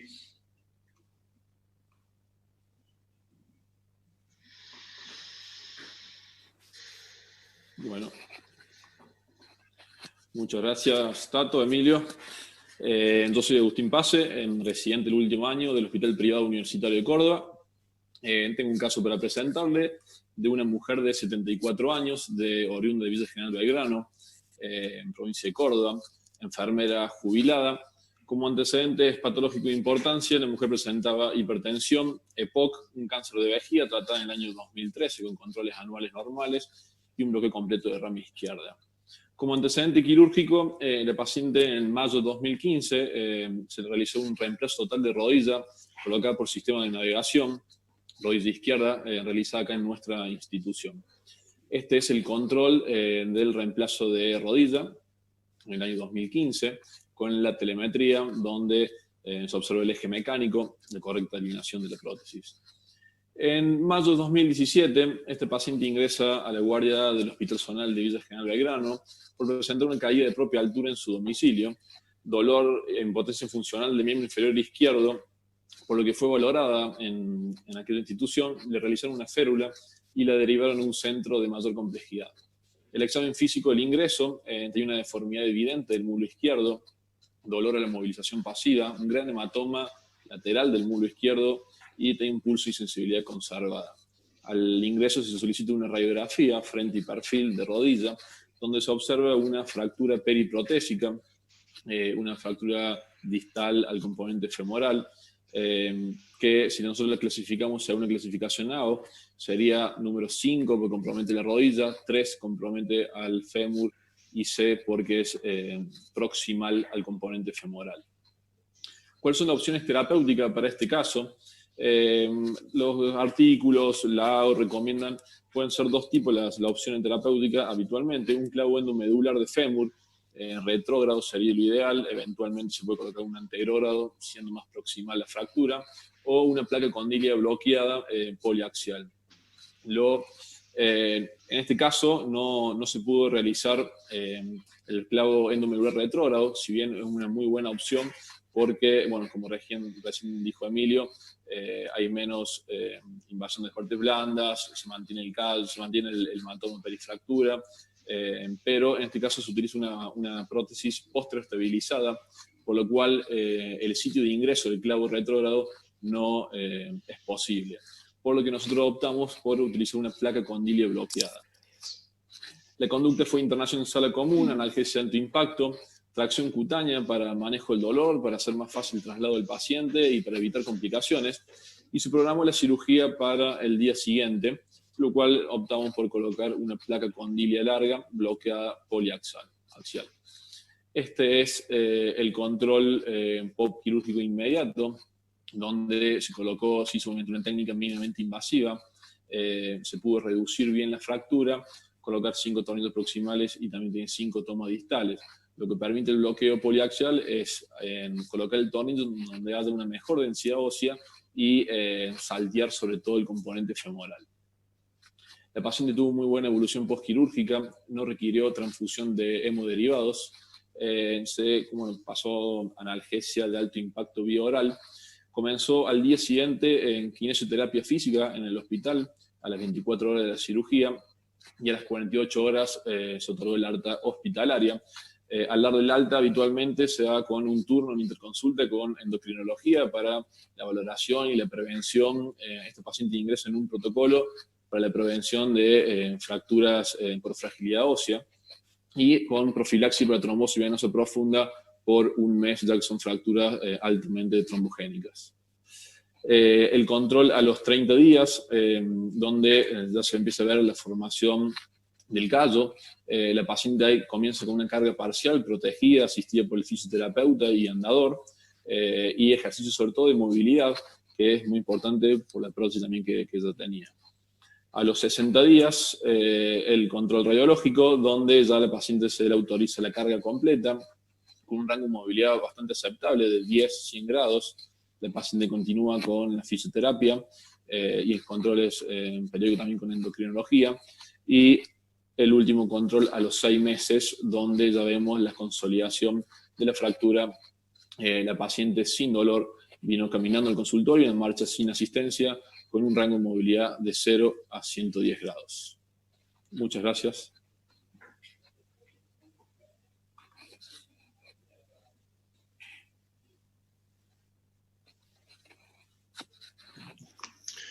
Bien, muchas gracias Agustín por el caso.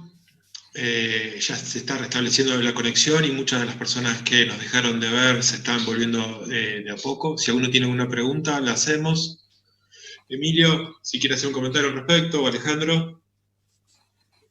Yo creo que es un buen caso, es una fractura que nadie quiere tener. Después de hacer un reemplazo, una artroplastia de rodilla, tener una fractura es un dolor de cabeza y que el mismo cirujano lo tenga que solucionar también. El planteo del clavo intramedular retrógrado es bueno el planteo. Lo que yo siempre me pregunto es, ¿qué nos pasó? ¿Qué pasa si se infecta? ¿Qué pasa si lo tenemos que sacar? O sea, no es sacar un clavo por un lugar indemne, que no va a pasar nada, es sacar un clavo infectado por una articulación. Y encima esta articulación tiene una prótesis. Por lo tanto, yo creo que es lo que hay que tener en cuenta ante la decisión. Y con respecto a la placa, me parece perfecto, una placa bloqueada, el área de trabajo funcionó. Yo, después de haber visto un poco la experiencia, le hubiese puesto una placa un poco más larga, y esa placa un poco más larga me hubiese permitido tener mayor área para que trabaje, para que pandee, pero funcionó perfecto, así que está bien. Una sola cosa quiero agregar.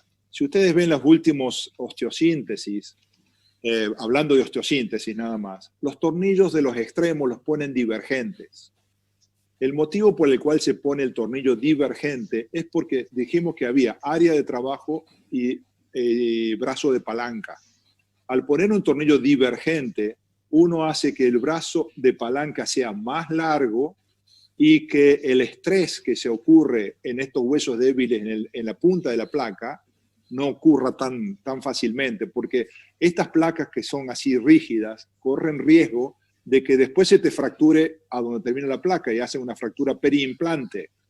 Por eso, para prevenir eso, se recomiendan placas más largas, y si no las tenemos, porque no las tenemos, hay que decir la verdad, no nos las entregan, hay placas que a veces no hay, el último tornillo, que sea un tornillo no bloqueado, sino convencional y en forma divergente. De esa manera le estamos ganando más espacio a la osteosíntesis.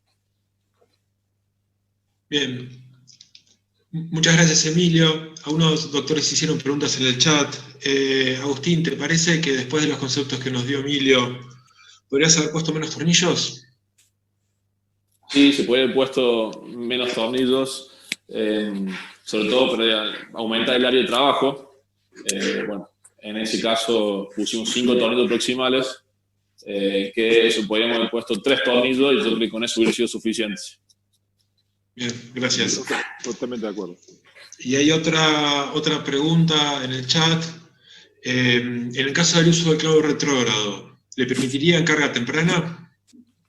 Esa es una de las opciones del clavo retrógrado, que es permitir la carga rápida y precoz, sobre todo en paciente añoso que tienen, digamos, alto índice de trombosis, complicaciones por la postración. Entonces eso es uno de los beneficios que tiene la colocación de un clavo retrógrado, que es darle rápidamente carga más que colocando una placa. Bien. Otra pregunta del doctor Santiago Cecchini es sobre si hay bibliografía que hable de la fuerza de trabajo en tornillos bloqueados.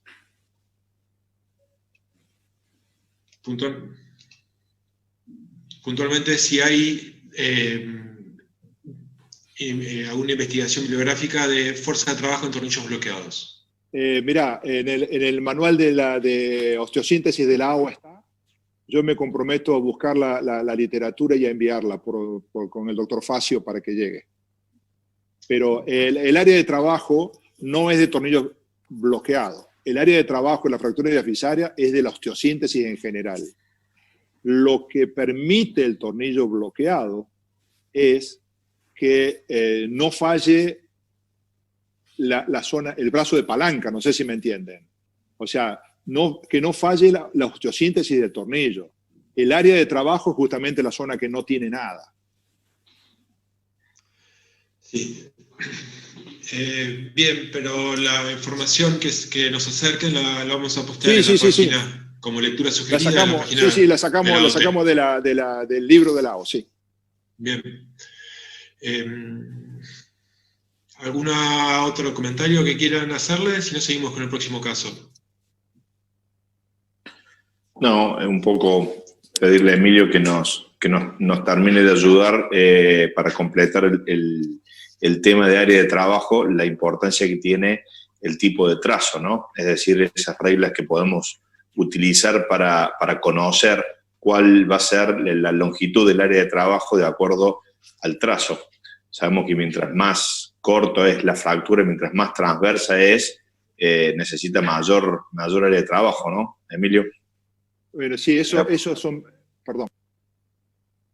Ahora, esos son principios de osteosíntesis. O sea, esto porque cuando las fracturas son multifragmentarias, el espacio que hay de la zona multifragmentaria, el largo de la placa tiene que ser 3 veces esa zona multifragmentaria. Entonces, sería un tercio proximal y distal en donde se colocarían los tornillos y el tercio central a donde estaría la fractura multifragmentaria. Pero si la fractura es transversa, de trazo simple, transversa, y queremos hacer una estabilidad relativa, lo que tiene que ser es 10 veces más. Entonces, son placas del mismo largo, pero no se cumple la regla del 3-3-3, sino que la regla es mucho mayor. De todos modos, una cosa es tener huesos de buena calidad y otra cosa es tener huesos de mala calidad. Y en estos huesos de mala calidad y de fracturas por baja energía, el mecanismo por el cual se producen las fracturas es por un mecanismo de torsión. Entonces, las fracturas son espiroideas largas. Y son espiroideas largas de trazo simple en las diáfisis, no en las metáfisis. Las metáfisis son multifragmentarias, las articulares son de trazo muy pequeño, pero en las diáfisis, que son estas fracturas periprotésicas, generalmente son por mecanismo de torsión y son fracturas espiroideas largas. Si la logramos reducir y mantener con la placa, esa placa es una placa puente. Si utilizamos las hadas de alambre o un tornillo interfragmentario para mantener la fractura en su lugar, esa placa cumple una función de placa de protección. Pero solamente si son fracturas de trazo simple. Si no hay trazo simple, que no hace falta sostenerlo, son placas largas con áreas de trabajo muy largas para que haya cierta movilidad y favorezca la formación de callo óseo. Bien, gracias.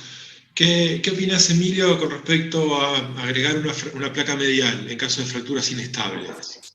Sí, en las metáfisis. Yo creo que hay zonas, hay varias zonas. La más complicada es el fémur distal. O sea, en el fémur distal, desde el advenimiento, o sea, La gente de mi generación, en nuestras residencias, preparábamos los pacientes las crestas ilíacas porque necesitaban injerto óseo. Con el advenimiento de las placas bloqueadas, ya no hace falta injerto óseo, porque la estabilidad que da es lo suficientemente fuerte como para lograr que consolide la fractura. Pero si no hay contacto en los cálcar, ya sea en el cálcar del cuello de fémur, en el cálcar del fémur distal o del húmero proximal, hay un alto riesgo de que eso fracase. Por lo tanto, hay que interpretar, hablemos de fémur distal, como si fuese un platillo tibial. Al platillo tibial muy raras veces se nos ocurriría poner una placa de un solo lado. Cuando la fractura está en la metáfisis ponemos placa de los dos lados. Entonces el fémur distal lo invertimos. Yo creo que sí, que hay lugar para poner placas. En este caso tenían que ser placas pequeñas, no hace falta poner placas largas. Es solamente para evitar el colapso, evitar el varo. Y en el caso de que haya déficit biológico, también está la posibilidad de colocar injerto óseo, ¿cierto? Lo que pasa es que si yo le pregunto a todos los residentes que me están escuchando cuántas veces sacaron injerto para hacer una osteosíntesis, y deben ser muy pocos. Y en nuestra residencia, nosotros eran muchos de nuestros pacientes terminaban con injerto, pero no existía el concepto de estabilidad relativa. Todo era estabilidad absoluta. Le estoy hablando de historia de la osteosíntesis, de la AAOT. Si ustedes buscan las publicaciones de la década del 80, hay publicaciones del doctor Fernández Bocos en donde ponía doble placa en fractura diafisaria de fémur. O sea, doble placa era una estabilidad excesivamente absoluta. Terminaban consolidando, pero los operábamos 4 veces con injerto óseo. Entonces, digamos, lo que se cambió fue el concepto. Entonces, hoy se utiliza mucho menos injertos, pero queda ese lugar que es la parte interna, digamos, de las metáfisis. ¿Seguimos, Fede? Sí, por supuesto. El próximo caso, doctora. Lo presentamos entonces ahora a Daniel Salek. Nos va a hacer la presentación de un tercer caso. Daniel es también residente del Hospital Privado Universitario de Córdoba. A ver qué jugo le podemos sacar a ese caso. Bueno, Dani. Ahí voy.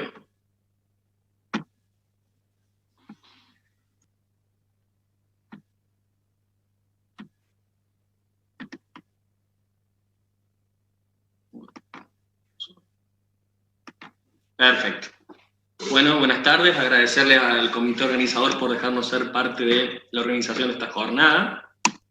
En mi caso, es una mujer de 64 años, femenina, sin antecedentes personales patológicos, como antecedentes tóxicos de una ex tabaquista leve que había dejado ya hace 10 años de fumar, que 18 años previa de consulta a nuestra institución se le hace un reemplazo total de cadera por un accidente de tránsito que tuvo, ¿sí? En otra institución le hacen el reemplazo, y ella consulta 18 años después en nuestra institución por una coxalgia, un año de evolución aparentemente, sin fiebre, nunca problemas con la herida, con un laboratorio normal.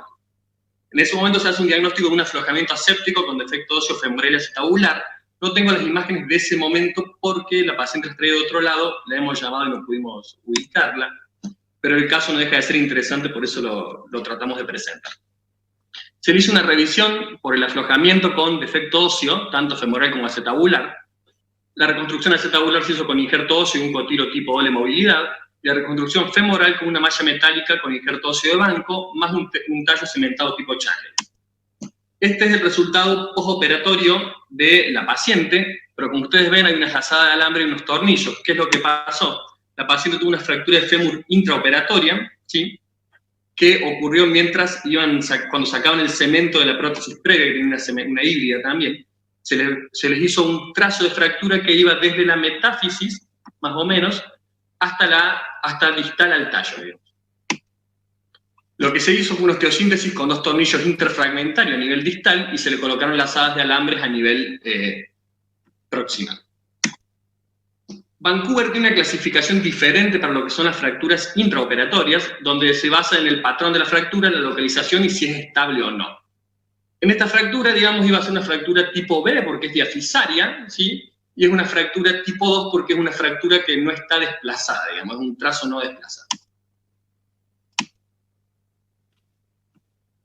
La paciente evoluciona bien, se la deja sin cargo un tiempo, pero ya cuando iban más o menos 3 meses de su postoperatorio se empieza a observar, digamos, cierta angulación, que es con respecto más que todo a la parte distal de su trazo de fractura, como vemos acá, ¿sí? Como vemos también en el perfil que se aprecia mejor, que es una fractura que nunca terminó de consolidar a nivel distal.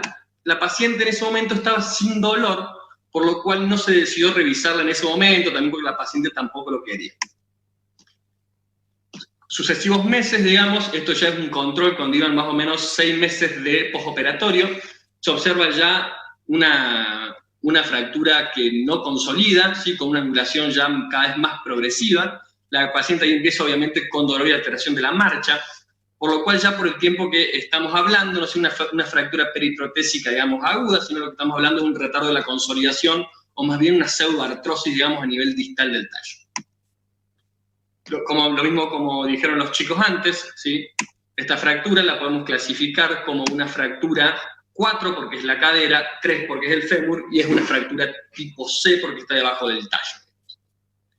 Entonces, una vez que tenemos esta paciente, que tenemos que ingresar a una segunda revisión de cadera, ¿cuáles son las opciones terapéuticas que tenemos?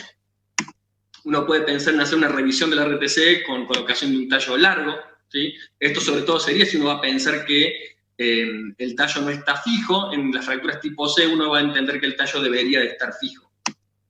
Injerto estructural más lazada de alambre, o un injerto estructural más placas con tornillos y o alambres.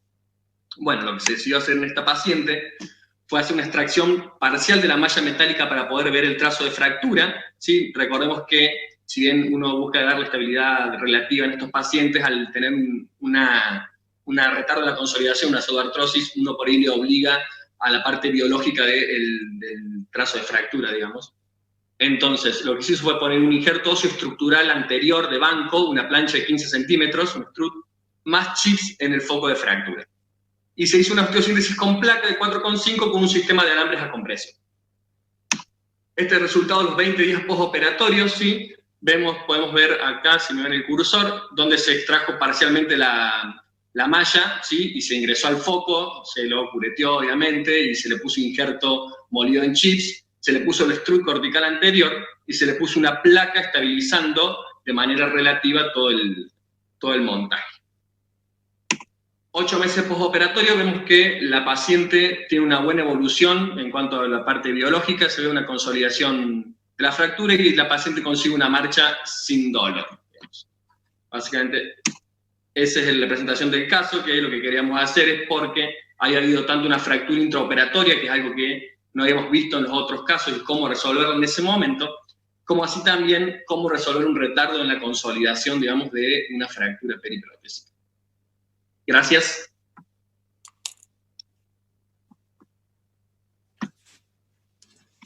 Bueno. Gracias, Dani. Emilio, sí. Te propongo, porque lo que más les gusta a todo el mundo, quedan 2 casos, sí, y que tenemos mucho interés de mostrarlos porque es gente... Exacto, ¿ah? Le vamos, y después hacemos un resumen. Y hacemos un cierre bárbaro, sí, porque de nuevo quiero agradecer a la gente del Sanatorio El Salvador, a Cecilia Moore, a la doctora Moore, y a Manuel Di Filippi del Instituto Modelo, residente tuyo, que se animaron a mostrar también sus fracturas. Entonces, Federico, si estás de acuerdo, yo le pasaría ahora la palabra a Cecilia para que nos muestre el 4.º caso que tenemos preparado. Perfecto. Ahí voy. Bueno, buenas tardes a todos. Como bien dijo el doctor, soy residente del 4.º año del Sanatorio El Salvador. Agradezco la invitación, es muy importante para las otras instituciones participar de estas jornadas.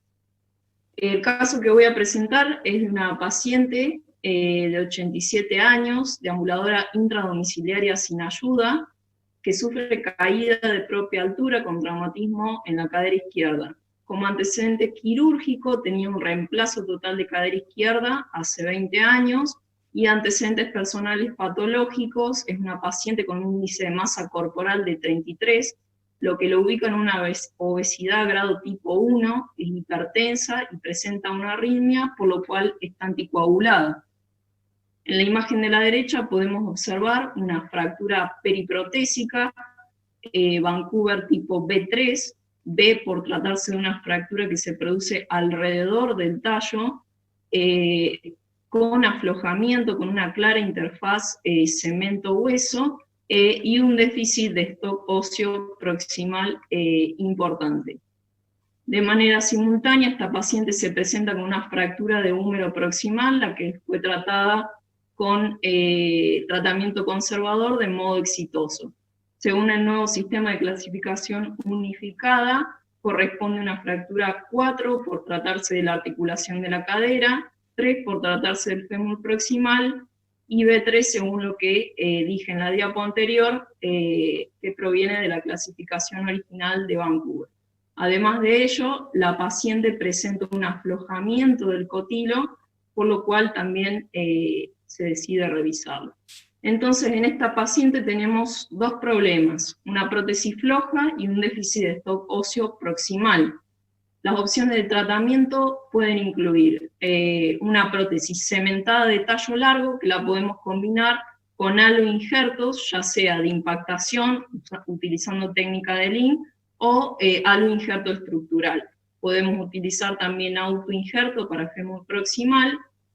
Literatura actual también reporta prótesis no cementadas de anclaje distal con osteosíntesis de fragmento proximal, generalmente con cerclaje de alambre de ser posible, o como última opción una prótesis tumoral, un reemplazo de fémur proximal, que es lo que se decidió utilizar en nuestra paciente. A la imagen de la derecha vemos la radiografía postquirúrgica inmediata, donde se colocó una prótesis cementada modular, con un cotilo cementado. Para la cirugía se colocó a la paciente en decúbito lateral, se utilizó un abordaje posterior, se hizo la osteotomía del trocánter mayor, se extrajo la prótesis, se resecaron los fragmentos fracturarios, luego se realizó la extracción del cotilo con fresado de la fibrosis remanente y se colocó un cotilo cementado número 54. Luego se procedió al fresado del canal femoral a distal con un cerclaje de alambre profiláctico, tapón óseo distal y cementado retrógrado con pistola. Se ancló la prótesis a distal y se confeccionó la modularidad para poder tener una buena reducción y estabilidad. Al mes postoperatorio, esta paciente tiene una evolución tórpida de la herida, comienza con secreción serosa, por lo cual, en conjunto con el servicio de infectología, se decide hacer un debridamiento con retención de la prótesis sin aislamiento de germen. La paciente se va de alta, evoluciona favorablemente, y actualmente está caminando con el uso de un andador. ¿Por qué elegimos o por qué fue nuestra elección en esta paciente? Bueno, ya Parvizi en su revisión del año 2004 deja bien asentado cuáles son las indicaciones de este tipo de prótesis. Lo prefieren pacientes ancianos o sedentarios con una pérdida masiva de hueso proximal, ya sea por una artroplastía primaria de cadera fallida, por una infección profunda, por falta de unión del fémur proximal con intentos fallidos de osteosíntesis, o por una artroplastía de resección fallida. Las ventajas que encontró en esta técnica es mucho menos exigente técnicamente en comparación con las otras, tiene un tiempo quirúrgico más corto, permite una rehabilitación más temprana, está indicado en pacientes con múltiples comorbilidades médicas y elimina el riesgo de transmisión de enfermedades por el uso del aloinjerto y el problema de la unión injerto-hueso-huésped. La desventaja de este tipo de dispositivos es que tienen un alto riesgo de luxación y un aflojamiento de la interfaz cemento-huésped con la consiguiente falla protésica. Corín, en la revista Artroplastía del año 2014, en su revisión sistemática del uso de fémur proximal en condiciones no neoplásicas, incluye 14 estudios, 356 reemplazos de fémur proximal, del cual el 96 eran por fracturas periprotésicas, reúne 75 tallos cementados y 25 no cementados. La edad media de los pacientes era de 69,6 años y lo sigue aproximadamente por un promedio de 4 años. Él ya obtenió que los pacientes en un 15% se luxaban, se infectaban en un 7% y que la tasa de mortalidad variaba de 0 a 40 años.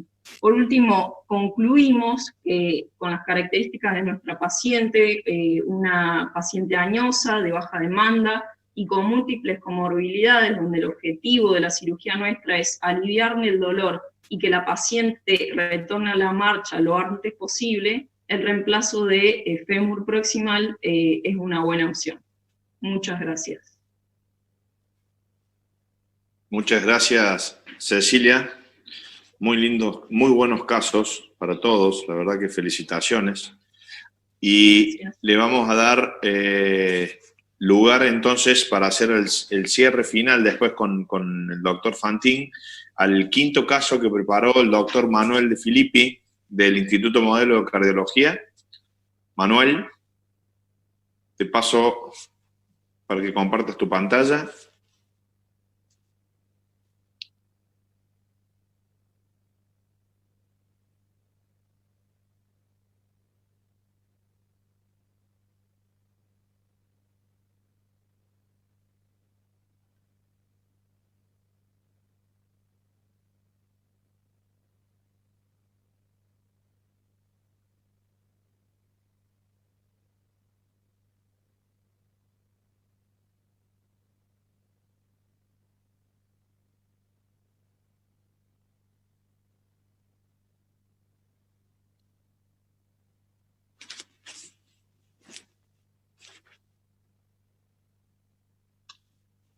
Hola, ¿se escucha?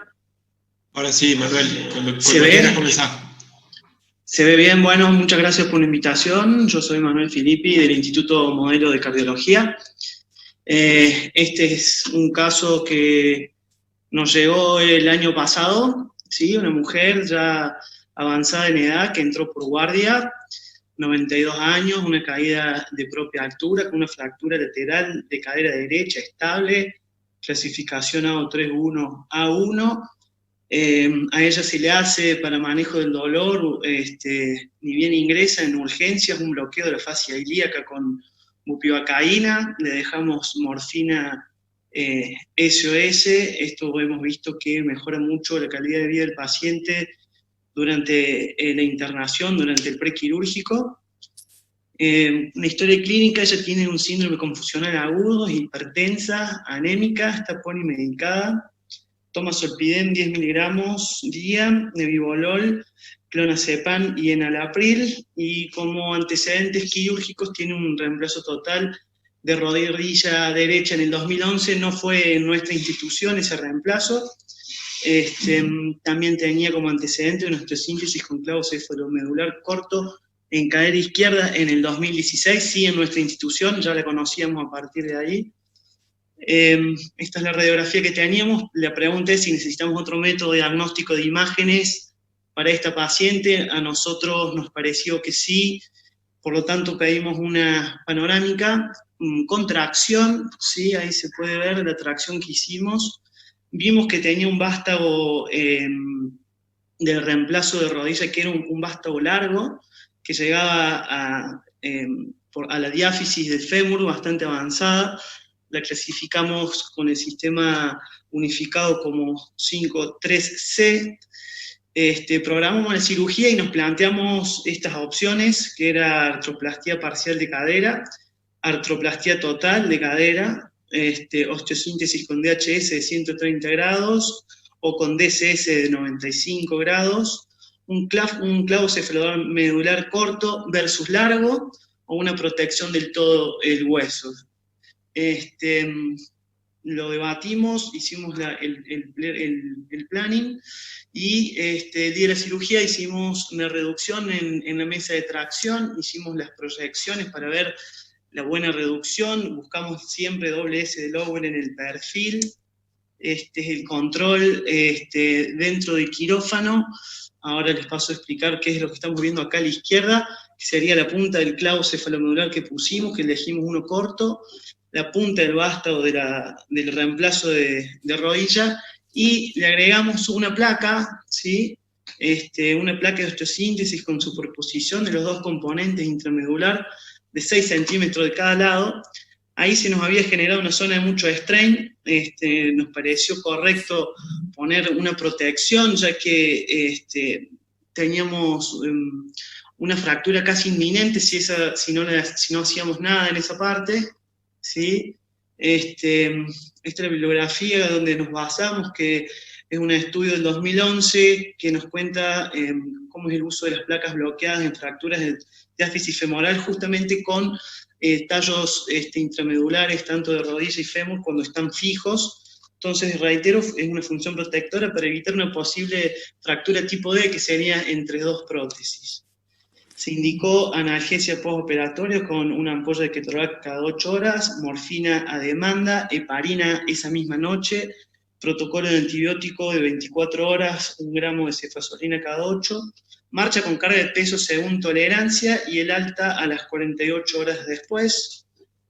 2 meses después tenemos estas radiografías, había consolidado, la placa cumplía su función, no tuvimos ninguna complicación, tratamos de ubicar a la paciente, sigue viva hasta el día de hoy, los familiares no han querido traerla para hacer nuevos controles por toda esta pandemia. Ella evolucionó favorablemente, volvió a caminar con andador en su domicilio. Y bueno, por último, volviendo al bloqueo que hacemos normalmente en la guardia, fue un trabajo que presentamos el año pasado en el Congreso. Prevenimos el dolor preoperatorio en fracturas de cadera, a todas las fracturas de cadera. Buscamos el pulso de la arteria femoral a nivel inguinal, nos vamos 3 centímetros a lateral, inyectamos bupivacaína al 25%, 40 mililitros, y si tenemos bupivacaína al 0,50, usamos 20 mililitros. Esta técnica la describe Azcurra muy bien en el año 95, es por pérdida de presión, pasamos primero fascia ilíaca, después fascia lata, inclinamos la cola de la aguja a distal 45 grados, hacemos la inyección, y hemos visto que mejora mucho la escala del dolor de los pacientes, por lo menos por 24 horas, evitamos el uso de analgésicos no esteroideos, morfina a demanda queda con poco requerimiento, y sobre todo evitamos también la desorientación temporoespacial. Muchas gracias por el espacio y por la invitación. Bueno, Manuel, muchas gracias. Primero te felicito por la presentación del caso. Rescato algo que, bueno, evidentemente estás trabajando en un servicio que hace las cosas bien.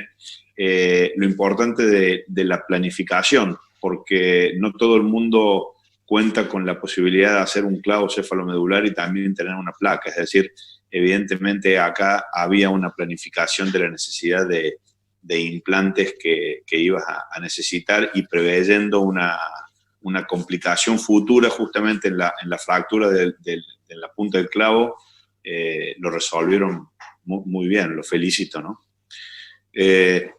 Emilio. Sí. ¿Querés que hagamos un cierre? Yo tengo una pregunta al respecto de este caso, y si después querés, Federico tiene algunas otras para que vayamos haciendo cierres y conclusiones. Me preguntan si en vez de la placa de protección que utilizaron en este último caso, se podría haber puesto cemento en la punta del clavo. Si lo has visto, si te parece una solución o... No, a ver, opción B sería un sistema de tornillo deslizante largo, con placa larga, que no tenemos. Porque imagínense que se necesita, si usamos un DHS, un DCS, una placa de, no sé, 25 centímetros, 30 centímetros, sí, que no hay. No hay. No, yo creo que todo lo que es cemento es cosa muerta. Por lo tanto, me parece que lo que hay que hacer es prevenir justamente fractura. Por eso, cuando mostró el primer caso que vimos de esta última serie, esa fractura post-revisión de prótesis, hay que saber que eso puede estar. Y en el hospital que están ustedes, que tienen instrumental, tener prevenido la posibilidad de revisión de prótesis y placa. O sea, para evitar esa complicación, que al final lo tuvieron que hacer. porque la fractura ocurrió y tuvieron que revisarlo y poner una placa. Esto no hay mucha evidencia, como estamos en el tema, lo programamos así. Cuando hablamos con la familia, hablamos con el financiador, en este caso la obra social, y teníamos todo. Entonces creo que hay una cosa que dijo Manuel, que sí son conceptos que tienen que quedar. Cuando nosotros vamos a superponer implantes, no tiene que haber zonas sin protección. Entonces, esa superposición de implantes, como en este caso la placa con el clavo y la placa con el vástago, tiene que superar los 5 centímetros, que sería lo necesario para que esté protegido. Si no, hay una zona de estrés muy grande y se termina rompiendo el hueso. Pero no pondría cemento. Perfecto, bueno. Federico, no sé si tenés algunas de las tantas preguntas. ¿Sí? Hay un comentario de Juan Manuel Trevino con respecto al costo de la prótesis, pero creo que era con respecto al caso de la que presentó la doctora, el caso previo. Bien. Así que... de todos modos, el caso de Cecilia no tenía mucha opción. O sea, lo que hicieron es correcto. O sea, se infectó, también tuvo complicaciones postoperatorias, que ustedes vieron que en todas las series existen. Pero no tenía mucha opción, yo creo que está muy bien solucionado. Y hay algunas controversias a veces entre los protecistas y los de osteosíntesis. Creo que la controversia está buena, que esté abierta, y la tiene que hacer lo que el cirujano sabe, lo que el cirujano puede, y en el lugar donde estás. Porque, digamos, el mismo cirujano con el mismo paciente, a lo mejor no está en condiciones de colocar un clavo si en el instituto no tienen mesa ortopédica o no tienen mesa de tracción. Por lo tanto, no tenemos que analizar de que está bien visto o mal visto. Todas son opciones. Y uno tiene que elegir la mejor opción en el mejor lugar para ese paciente. A todos nos gustaría hacer, a lo mejor, ese tipo de prótesis. Bueno, si se puede pagar, bienvenido, pero creo que fue una muy buena solución. La verdad que muy bien resuelto y muy bien operada. Bien. Bueno, Federico, no sé si querés aportar algo más. Yo creo que por la hora podemos ir haciendo un cierre. Yo quiero nuevamente felicitar a los chicos. Realmente este es un espacio para ellos y estimularlos a que se animen a presentar. Y bueno, infinitamente agradecerte, Emilio, la claridad de los conceptos sobre lo que los chicos prepararon, ¿no? No, yo les quiero, bueno, vamos a cerrar. Yo les quiero agradecer a ustedes la invitación. Estoy a las órdenes de ustedes. Yo voy a dejar la presentación, yo sé que va a estar grabada, se las voy a mandar en PowerPoint para que las usen, para que las tengan. Ahí hay bibliografía, hay guías de control postoperatorio que yo creo que sería muy bueno. Así que van a tener acceso fuera del streaming para que tengamos guías de trabajo por este tema que es tan complicado a veces. Bien. Gracias. Bueno, muchas gracias, Emilio. La información, tanto la presentación y los trabajos que comentamos en el chat, lo vamos a colgar en la página de la AOT, en la solapa de residencia, para que esté accesible para todos los que lo quieran ver como lectura sugerida. Quiero agradecerles a los que presentaron los casos, son residentes que se tomaron el tiempo para prepararlos, para tener un par de reuniones previas y demás, así que todos sabemos que estamos en una etapa que es muy particular, hay algunos que estamos laburando poco, y hay muchos de ustedes que están laburando mucho y en el frente de los servicios, así que se los quiero agradecer haberse tomado el trabajo. A Tato y a Emilio por el tiempo para dar la clase. Llegamos a ser 160 en el streaming. Lamentablemente hubo una interrupción en parte de la charla de Emilio, así que muchos colegas se dieron de baja y no volvieron a actualizar la página. Para todos ellos la charla va a estar disponible para que la puedan ver y que le puedan sacar el rédito que tiene la charla. Vamos a dejar una encuesta en el chat para que respondan, un Google Docs con alguna información que nos interesa tener de ustedes como parte de la devolución. También Natalia, la secretaria del comité, va a dejar una dirección para que tengan. Estamos en una época rara donde hay mucha oferta de webinars y cada vez hay más. Nosotros los cargamos todos en un almanaque, que es el MedWinars, en la parte de ortopedia. La secretaria del comité se los va a dejar y también lo vamos a dejar pegado en la página, para que ustedes tengan un cronograma con todos los webinars que hay dando vueltas en la web. Y por último, y es algo que lamento que no lo podemos hacer, queríamos implementar en las jornadas un momento de camaradería, after, ir a un bar o en algún lugar para tomar algo y que podamos charlar un poquito más allá de la ciencia y de la formación. Así que salud a todos, se lo ganaron, así que aprovechando que esto es en Córdoba, me preparé un Fernet con coca. Así que saludo a todos y que tengan buenas noches. Muchas gracias por la participación. Bueno, lo mismo, gracias a todos.